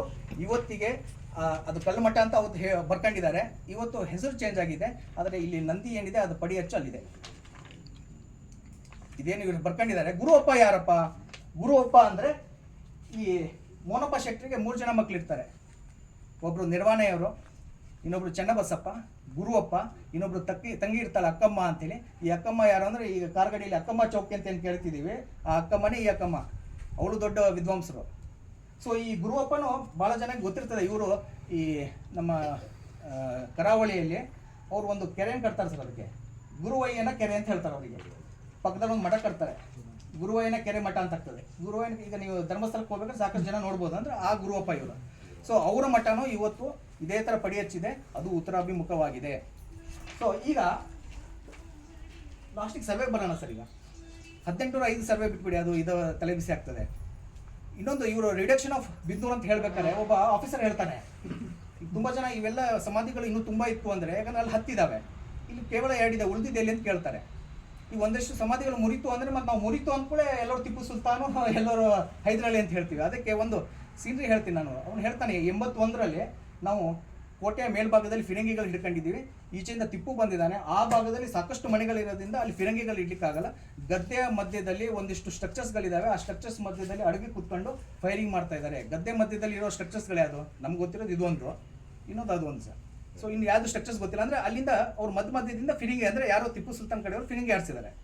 ಯಾಕಂದರೆ ಅದು ಅವ್ರಿಗೆ ಒಂದು ಅಡುಗುತಾನ, ಅಂದರೆ fire ಮಾಡಬೇಕು ಅಂದರೆ ಮಧ್ಯದಲ್ಲಿ ಅದನ್ನು shelter ತಗೊಂಡ್ರು, ಇವ್ರು ಫಿರಂಗಿ ಹಾರಿಸಿದ್ರು ಸರ್ ಅದು. ಸೊ ಎಷ್ಟು ಡ್ಯಾಮೇಜ್ ಆಗಿದೆ ನಮ್ಗೆ ಗೊತ್ತಿಲ್ಲ. 1900ರಲ್ಲಿ ಸರ್ವೆ ಮಾಡ್ತಾರೆ. ಈ ಸರ್ವೆ ಬುಕ್ಕನ್ನು ನೀವೆಲ್ಲರೂ ಓದಿ, ಮೈಸೂರು ಸರ್ವೆ ಅಂತೇಳಿ. ಸೊ ಸರ್ವೆ ಮಾಡ್ಬೇಕಾದ್ರೆ ಒಂದು ಗೈಡ್ಲೈನ್ಸ್ ಕೊಡ್ತಾರೆ, ನೀವೆಲ್ಲ ಮನೆಗೆ ಹೋಗಿ ಅಲ್ಲಿ ನೋಡಿ, ಈ ಸರ್ವೆ ಏನಿದೆ ನಮ್ಮ ಗಡಿ ಯಾವತ್ತೂ ಚೇಂಜ್ ಆಗಿಲ್ಲ, ಇದು ನೆನ್ಪಿಡ್ಕೊಳ್ಳಿ. ಆ ಕಡೆಯಿಂದ ಬಂದಿರೋ ಫಿರಂಗಿನೇ ಆ 3ನೇದನ್ನ ಕೊಲಾಪ್ಸ್ ಆಗಿರ್ಬೋದು. ಸೊ ಇಲ್ಲಿ ಏನಾದ್ರು ವಿಶೇಷ, ಈಗ ನೀವು ಅಲ್ಲಿ ಕೊಪ್ಪಳ ಮಠ ಅಂತ ಹೇಳ್ತಿರಲ್ಲ, ಎಲ್ಲೂ ಅವರು ನಕ್ಷೆ ಕೊಟ್ಟಿಲ್ಲ. ಅವ್ರು ಬರ್ದಿರೋದು ಏನಂದ್ರೆ, ಶಿವಪ್ಪ ನಾಯಕರು ಎಲ್ಲಿ ತಿಳ್ಕೊಂಡ್ರು ಅಂದರೆ ಫುಟ್ ನೋಟಲ್ಲಿ, ಅದನ್ನು ಫುಟ್ ನೋಟ್ ಹಿಡ್ಕೊಂಡ್ರೆ ಬಿದರೂರು ಹಳ್ಳಿ ಮಠದಲ್ಲಿ, ಬಿದರೂರು ಹಳ್ಳಿ ಅಂತ ಬರ್ತಿದ್ದಾರೆ, ಹಳೆ ಮಠ, ಅದು ಹಳ್ಳಿ ಅಂತ ಬರ್ಕೊಂಡಿದ್ದಾರೆ ಸರ್. ಆಯ್ತು, ಬಿದರೂರು ಅಂತ ತಿಳ್ಕೊಳ್ಳಿ ಸರ್. ಬಿದರೂರು ಹಳೆ ಮಠ, ಬಿದರೂರು ಹಳೆ ಮಠ ನಂಗೆ ಹೋಗ್ತದಲ್ಲಿ ಕೊಪ್ಪಳ ಅಂತ ಆಗ್ತಿದೆ. ಆದರೆ ಇಕ್ಕೇರಿ ಬಂದಾಗ ಇಕ್ಕೇರಿ ಅರಮನೆಯ ಕೊಪ್ಪಳ ಅಂತ ಬಂದಿದೆ. ಸೊ ಬಿದರೂರಲ್ಲೇ ಇರಬೇಕು ಅದು ಮಠ, ಹಳೆ ಮಠ ಇಲ್ಲಿ, ಹೊಸ ಮಠ ಇಲ್ಲಿ, ಹಳ್ಳಿ ಮಠ ಇಲ್ಲಿ, ಏನಿಲ್ಲ ಬಿದ್ನೂರು.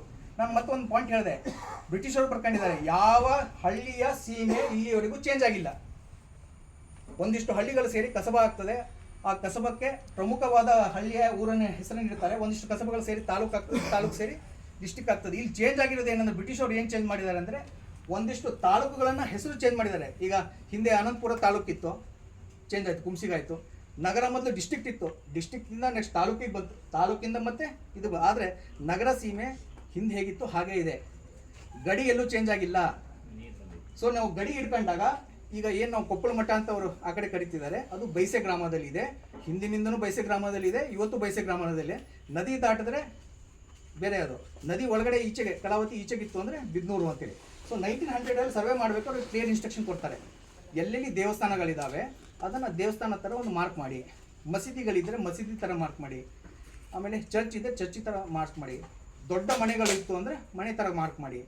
ನಿಮಗೆ ಅದು ಏನಂತ ಗೊತ್ತಾಗಲಿಲ್ಲ ಅಂದರೆ ಮನೆ ಅಂತಲೇ ಮಾರ್ಕ್ ಮಾಡಿ ಅಂತೇಳಿ. ಅಂದರೆ ಚರ್ಚು ಮಸೀದಿ ಇವು ಯಾವಂತ ಮೂರು ನಿಮ್ಗೆ ಗೊತ್ತಾಗಲಿಲ್ಲ ಏನು ಅಂತೇಳಿ ಮನೆ ಥರನೇ ಮಾರ್ಕ್ ಮಾಡಿ ಅಂತೇಳಿ ಅಂತ. ಸೊ ನಾನು ಒಂದು ಕ್ವಶನ್ ಕೇಳ್ತಾ ಇದ್ದೀನಿ. ಸೊ 1900 ಇಲ್ಲಿಯ ಮ್ಯಾಪ್ 1909 ಆಗಿದೆ ಎಲ್ಲ ಕಡೆ. ನಮ್ಮ ಶಿವಮೊಗ್ಗದಲ್ಲಿ 1907, 1909. ಸೊ 1909 ಮ್ಯಾಪ್ ನೀವು ಯಾರು ಬೇಕಾದ್ರೂ ಅದನ್ನು ಡೌನ್ಲೋಡ್ ಮಾಡ್ಕೋಬೋದು, ಎನ್ಲಾರ್ಜ್ ಮಾಡ್ಕೊಳ್ಳಿ. ಸೊ ಇವತ್ತು ಇಲ್ಲಿ ಏನು ನಿಂತಿದ್ದೀವಲ್ಲ, ಸೊ ಇದೇನಿರ್ಬೋದು ನಿಮ್ಮ ಪ್ರಕಾರ? ಅವ್ರಿಗೆ ನೀವು ದೇವಸ್ಥಾನ ಅಂತ ಹೇಳಿದರೆ ದೇವಸ್ಥಾನ ಥರ ಅವರು ಪಡಿಬೇಕಾ ತಾನೇ? ಹಾಂ, ಈಗ ಅವರು ಮ್ಯಾಪ್ ಎಲ್ಲೂ ಏನು ಚೇಂಜ್ ಆಗಿಲ್ಲ, ಗಡಿಯೂ ಚೇಂಜ್ ಆಗಿಲ್ಲ, ನೆನ್ಪಿಟ್ಕೊಳ್ಳಿ. ಇದು ಈಗ ಈ ಥರ ಮೂಡ್ಗೊಪ್ಪ ಅಂತ ಮ್ಯಾಪ್ ಇದೆ. ಈಗ ನಾವು ಏನು ನಿಂತಿದ್ದೀವಲ್ಲ ಜಾಗ, ಏನೋ ಒಂದು ತೋರಿಸ್ಬೇಕಲ್ಲ ಅವರು. ಒಂದು ದೇವಸ್ಥಾನ ಅಂತ ತೋರಿಸ್ಬೇಕು, ಇಲ್ಲ ಅಂದರೆ ಮನೆ ಅಂತ ತೋರಿಸ್ಬೇಕು. ಇವೆರಡು ಏನಿಲ್ಲ ಅಂದರೆ ಏನು ತೋರಿಸ್ಲೇಬಾರ್ದು, ಅವ್ರಿಗೆ ತಲೆಗೆ ಬಂದಿಲ್ಲ ಅಂತ ತೋರಿಸಿದ್ದಾರೆ. ಏನಂತ ತೋರಿಸಿದ್ದಾರೆ ಅಂದರೆ ಕಟ್ಟಡ ಅಂತ ತೋರಿಸಿದ್ದಾರೆ. ಅದನ್ನು ನೀವು ಇವತ್ತು ದಿಶಾ ಮ್ಯಾಪನ್ನು ಹಾಕಿ ನೀವು ಅದನ್ನು ಎಷ್ಟು ಅಳತೆ ಇದೆ ಅಂತ ನೋಡಿದಾಗ ಈ ಏನಿದೆಯಲ್ಲ ಸರ್, ಇದನ್ನು ಅವರು ದೇವಸ್ಥಾನ ಅಂತ ತೋರಿಸಿಲ್ಲ.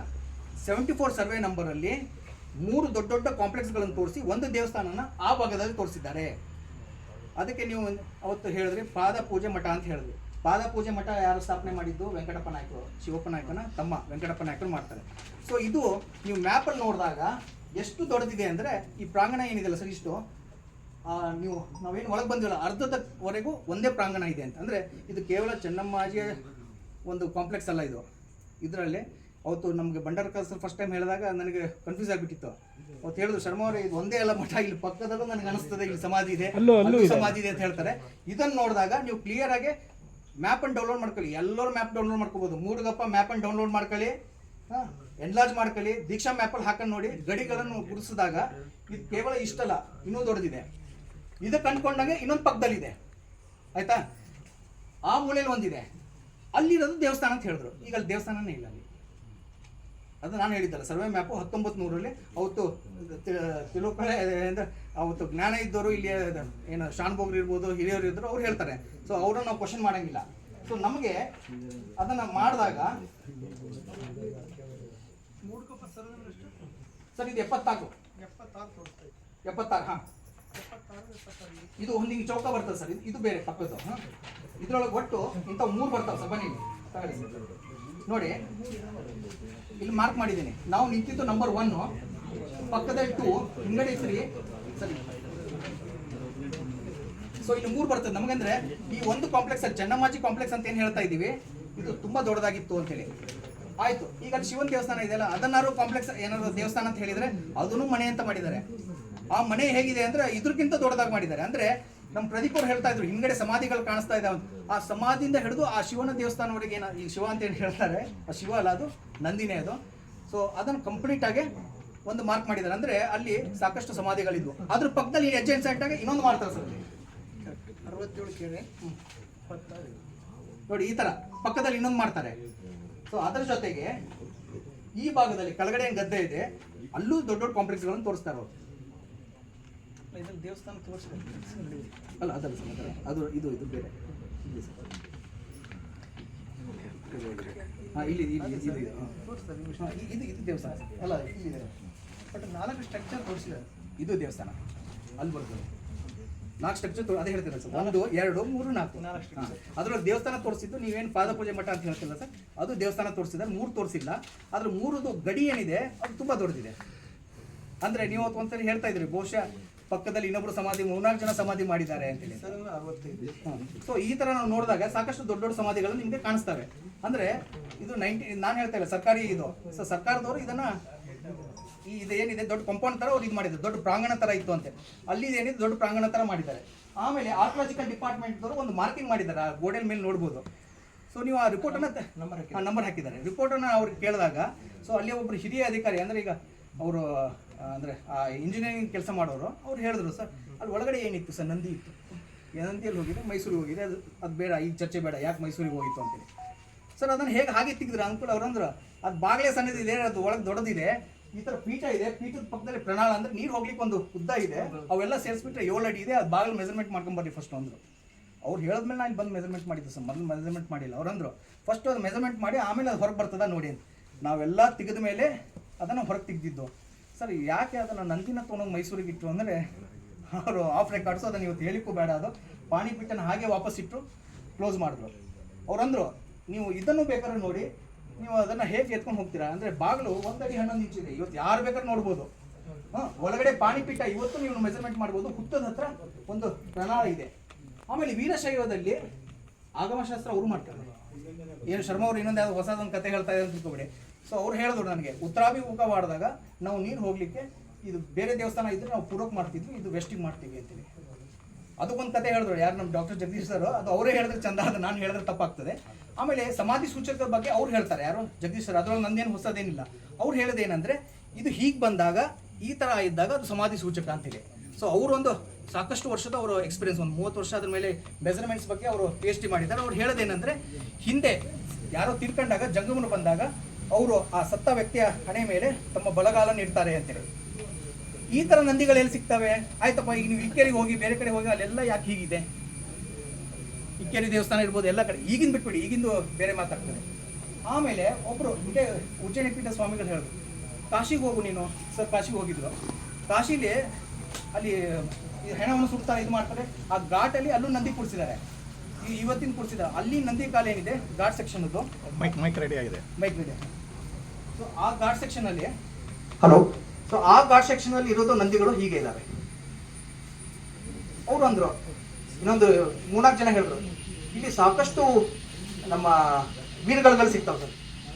ಸೊ ವೀರ್ಗಳಲ್ಲಿ ಯಾವತ್ತು ನಾವು ಹೀಗೆ ವೀರ್ಗಳು ನೋಡ್ಬೇಕಾದ್ರೆ ಯಾವತ್ತು ಆ ನಂದಿ ಮೇಲ್ಗಡೆ ನಂದಿ ಇರ್ತದೆ, ಅದು ಯಾವತ್ತು ಬಲಕ್ಕಿರ್ತದೆ, ಅದು ಯಾವತ್ತು ಹೀಗಿರ್ತದೆ, ಉಲ್ಟಾ ಇರಲ್ಲ. ನೀವು ನೋಡಿ, ಅವ್ರಂದ್ರು ವೀರಗಲ್ಲಲ್ಲಿ ಅದು ಈಗಿಂದಲ್ಲ, ಇದು ಶೈವ ಆಗಮ. ಅಂದ್ರೆ ಈ ಶೈವ ಇದ್ದಿದ್ದು ವೀರಶೈವ ಇರ್ಬೋದು, ನಮ್ಮ ಬ್ರಾಹ್ಮಣ ಶೈವ ಇರ್ಬೋದು, ಕಾಲಮುಖ ಇರ್ಬೋದು, ಪಾಶುಪತ ಇರ್ಬೋದು, ಇದು ತುಂಬಾ ಡೀಪ್ ಆಗ್ತದೆ. ಇದು ನಾನು ಹೇಳಿಕ್ ಹೋಗಲ್ಲ. ಸೊ ಅಲ್ಲಿಂದ ಬರ್ತದೆ ಶೈವ ಆಗಮ ಅಂತ ಹೇಳಿ. ಸೊ ಅಲ್ಲಿಗೆ ಇದು ಬಂದಾಗ ಈ ತರ ಪರಿಸ್ಥಿತಿ ಅಂದ್ರೆ ಇದು ತುಂಬಾ ಡೀಪ್ ಆಗ್ತದೆ ಅಂತ ಅದು ಅವ್ರದ್ದು ಟಾಪಿಕ್ ಇರೋದ್ರಿಂದ ನಾನು ಅದರೊಳಗೆ ಇನ್ವಾಲ್ವ್ ಆಗಲ್ಲ. ಅವ್ರು ಹೇಳೋದೇನೆಂದ್ರೆ ಈ ತರ ಇತ್ತು ಅಂದ್ರೆ ಸಮಾಧಿ ಸೂಚಕ ಅಂತೇಳಿ. ಸೊ ಈ ರೀತಿಯ ಸೂಚಕಗಳು ನಿಮಗೆ ಸಾಕಷ್ಟು ದೇಸಾಯಿ ಅವರ ನಮ್ಮ ಕಿತ್ತೂರಲ್ಲಿ ದೇಸಾಯಿ ಅವ್ರದ್ದಿದೆ, ಅವ್ರ ಸಮಾಧಿಯಲ್ಲಿ ನೋಡಿ ಅದು ಇದೇ ತರ ಇದೆ. ಸೊ ಈಗೆಲ್ಲ ಹಿಂದಿನಿಂದ ಮಾಡ್ಕೊಂತ ಬಂದಿದ್ದಾರೆ. ಸೊ ಇಲ್ಲಿ ಬರೋದೇನಂದ್ರೆ ಈಗ ಬೇರೆ ರಾಣಿಯವರು ಎಲ್ಲಿ ಹೋಯ್ತು ಅಂತ ಕೇಳಿದಾಗ ಇಷ್ಟು ದೊಡ್ಡ ಕಾಂಪ್ಲೆಕ್ಸ್ ಅಲ್ಲಿ ಇದ್ದಾಗ ಇದು ಒಂದೇ ದೊಡ್ಡ ಕಾಂಪ್ಲೆಕ್ಸ್ ತೋರಿಸಿದ್ದಾರೆ 1909 ಮ್ಯಾಪ್ ಅಲ್ಲಿ. ಸೊ ಅಕ್ಕಪಕ್ಕ ಇವರು ಮತ್ತೆ ಬೇರೆ ಸಮಾಧಿಗಳು ಮಾಡಿದ್ದಾರೆ ಅಂತ ಸ್ವಾಭಾವಿಕವಾಗಿ. ಆಮೇಲೆ ತುಂಬಾ ಜನ ಕೇಳ್ತಾರೆ, ಆಯ್ತು ಆ ಮಿಥುನ ಶಿಲ್ಪ ಯಾಕೆ ಬಂತು? ಇಕ್ಕೇರಿ ಅಘೋರೇಶ್ವರ ದೇವಸ್ಥಾನದಲ್ಲಿ ಮಿಥುನ ಶಿಲ್ಪ ಇದ್ರೆ ಯಾರು ಕೇಳಲ್ಲ, ಹೋಗಿ ಪೂಜೆ ಮಾಡ್ಕೊಂಡ್ ಬರ್ತೀವಿ. ಕೋಟೆ ಮುಂಭಾಗದಲ್ಲಿ ಮಿಥುನ ಶಿಲ್ಪ ಇದ್ರೆ ಯಾರು ಕೇಳಲ್ಲ. ಒಂದೇ ನಿಮಿಷ, ನಮ್ಮ ಮನೆಯಲ್ಲಿ ಇವತ್ತಿನವರೆಗೂ ಸುಮಾರು 27 ಸಮಾಧಿಗಳಾಗಿವೆ. ಅವರೆಲ್ಲರೂ ಲಿಂಗ ಬಸವಣ್ಣನ ಮೂರ್ತಿಗಳನ್ನ ಒಂದು ಸಮಾಧಿಗಳ ಮೇಲೆ ಮತ್ತು ಮನೆಯ ಜಗಲಿ ಮೇಲೆ ಕೂಡ ಇಟ್ಟಿದ್ದೀವಿ. ಅವುಗಳ ಕಾಲು ಕೂಡ ಈ ಥರನೇ. ಆಮೇಲೆ ನಾನು ಇದನ್ನು ಚರ್ಚೆ ಮಾಡ್ಬೇಕಾದ್ರೆ ಮಡಿಕೇರಿಯ ಮ್ಯೂಸಿಯಮಿನ ಕ್ಯೂರೇಟರ್ ಮೇಡಮ್ ಅವರು, ರೇಖಾ ಮೇಡಮ್ ಅಂತೇಳಿ ನನಗೆ ಫೋನ್ ಮಾಡಿದ್ರು. ಸರ್ ಇದಕ್ಕೆ ನಂದೊಂದು ಕೊಡುಗೆ ಕೊಡ್ತೀನಿ. ನಾನು ಇತ್ತೀಚೆಗೆ ನನಗೊಂದು ಶಾಸನನೇ ಸಿಕ್ತು, ಶಾಸನದ ಜೊತೆಗೆ ಲಿಂಗನೇ ಇದೆ, ಲಿಂಗದ ಕೆಳಗೆ ಶಾಸನ ಬರೆಸಿದ್ದಾರೆ. ಇದು ವೀರಶೈವರಿಗೆ ಸೇರಿದ್ದು, ಇದು ಕೆಳದಿ ಪೆರೇಡ್ಗಿಂತ ಹಿಂದಿಂದು. ಅವರು ಅದ್ರೊಳಗೆ ಬರೀತಾರೆ ಏನಂದ್ರೆ ಈ ತರ ನಂದಿ ಸೂಚಕ ಇದಿದೆ, ಅದನ್ನ ಜಗದೀಶ್ ಸರೇ ಮತ್ತೆ ಇದು ಮಾಡಿದ್ದಾರೆ, ನಾನು ಮ್ಯೂಸಿಯಂ ಅಲ್ಲಿ ತಂದಿಟ್ಟಿದ್ದೀನಿ, ನಾನೇ ಅದನ್ನು ಪ್ರೆಸೆಂಟ್ ಮಾಡಿದ್ದೀನಿ ಅಂತ ಅವರೇ ನನಗೆ ಪೇಪರ್ ಇದು ಮೆಸೇಜ್ ಮಾಡಿ ಕಳಿಸೋದು. ಇದಕ್ಕೆ ನನ್ನ ಹೆಸರೇ ಹಾಕಿ ಏನು ತೊಂದರೆ ಇಲ್ಲ, ಯಾರೇ ಫೋನ್ ಮಾಡಿದ್ರು ನಾನು ಮಾಡ್ತೀನಿ. ಸೊ ಮಡಿಕೇರಿಯಲ್ಲೂ ನಮ್ಗೆ ಸಿಕ್ಕಿದೆ ಏನಂದ್ರೆ ಸಮಾಧಿ ಸೂಚಕ ನಂದಿ ಆ ಥರ. ಸೊ ಈ ಎಲ್ಲವೂ ನೋಡಿ, ಇವೆಲ್ಲವೂ ನೋಡಿದ್ರೆ ಉತ್ತರಾಭಿಮುಖ ಆಗಿರ್ತದೆ. ನಮ್ಮಲ್ಲಿ ನಾನು ಇದು ಮುಗಿಸೋಕ್ಕಿಂತ ಮುಂಚೆ ಲಾಸ್ಟಿಗೆ ನಮ್ಮಲ್ಲಿ ಫಸ್ಟ್ ಒಳಗಡೆ ಏನೋ ಒಂದು ಪ್ರತಿಷ್ಠಾಪನೆ ಮಾಡಿ ಆಮೇಲೆ ಕಟ್ಟಡ ಕಟ್ಟದೆ ಯಾವಾಗ, ಅಥವಾ ಕಟ್ಟಡ ಕಟ್ಟಿ ಒಳಗಡೆ ಪ್ರತಿಷ್ಠಾಪನೆ ಮಾಡೋದು ಯಾವಾಗ? ನಾ ಸಿಂಪಲ್ ಆಗಿ ಕೇಳ್ತಾ ಇರೋದು. ಈಗಾಯ್ತು, ಈಗ ನಮ್ಮ ತುಮಕೂರು ಸ್ವಾಮಿಗಳು ತೀರ್ಕೊಂಡ್ರು, ತೀರ್ಕೊಂಡಾಗ ಅವ್ರು ಸಮಾಧಿ ಮಾಡಿದ್ರು. ಸಮಾಧಿ ಮಾಡಿದ್ಮೇಲೆ ಕಟ್ಟಿದ್ರೆ ಅದು ಕಟ್ಟಾದ್ಮೇಲೆ ಸಮಾಧಿ ಮಾಡಿದ್ರು ಸರ್. ಎಲ್ಲರದು ಹಾಗೇನಾ? ಅದೇ ದೇವಸ್ಥಾನ ಹೆಂಗ್ ಮಾಡ್ತೀವಿ, ದೇವಸ್ಥಾನ ಮಾಡಿ ಆಮೇಲೆ ಯಾವ್ದೇ ದೇವ್ರ ಪ್ರತಿಷ್ಠಾಪನೆ ಮಾಡ್ತೀವಿ.